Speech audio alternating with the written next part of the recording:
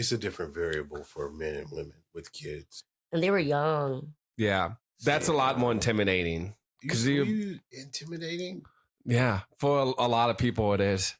Because they view that as a lot of luggage, right? Yeah. And like it's intimidating because when you're dating someone with kids, especially like younger ones, you are subscribing to being a parent and disciplining that kid eventually, and taking on like financial responsibilities for that kid also, and raising them right also.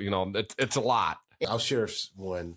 I was really interested in a lady, and I overlooked a lot of the stuff. A lot of the red flags. Not even red flags, just behaviors that were on. Okay. And so I started taking a liking to the boy, and one time she was like really adamant to cook for me and do something. Yeah, when you took him outside to throw the football, I really just... That just turned her on. Yeah, so I'm like, okay, do you want steak? Sure. I was like, how do you like it cooked? Stop. Right. This is real. This is real. Yeah, no, I believe that. So, all right, cool. Fast forward. And it was about to snow, and he was just like, can we throw the football today? And so she's like looking like, what are you going to do? What are you going to do?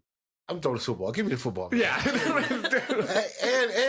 and he could catch. Okay. Like he could really catch. And so I like seeing kids with... Yeah. So I got it when the flag out. Right. Yeah. You're funny. Right. You don't know what that is, do you? I hope not. So I don't think so we're throwing... I'm like, set hut. And he's catching it. Keep going. Right. Yeah, like the buddy's catching it like one hand. I'm like, this dude, he might be a natural. Yeah. You got to get him in football. He was... So fast forward that night, we went and saw our movie. I love previews. Okay. So we missed previews so I could throw the ball. And she was so nice. She was just so pleasant when I'm nice to the kid. We get to the house. His baby's, I think somebody in her family's watched the kid. They end up leaving. He's there getting up when he's like, oh, can I stay and watch the movie? I look down and his toes are painted. How Pink and purple. And so I was like, oh, no. We don't paint toes. We don't paint toes pink and purple. And she went off. Ooh.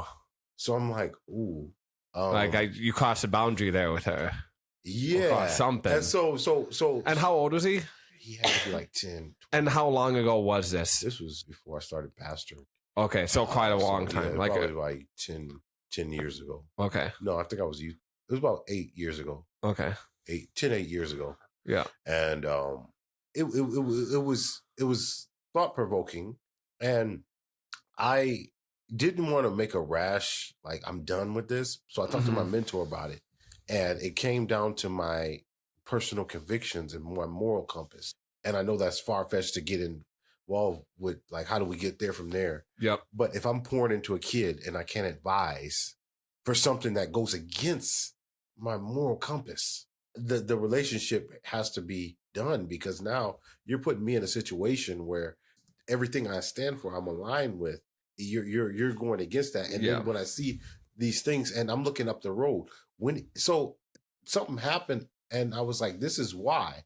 And I probably shouldn't have said that. So the guy was kids were picking on him at school. And I'm like, why is he's so nice? But that's the kind of stuff kids pick on. Right. And we can't advise. The burden's going to keep happening. And that's fine. Let a kid get picked on for having painted fingernails. He'll probably not go paint them again. Yeah. And that's the end of it. Yeah. And what if that sticks with him though?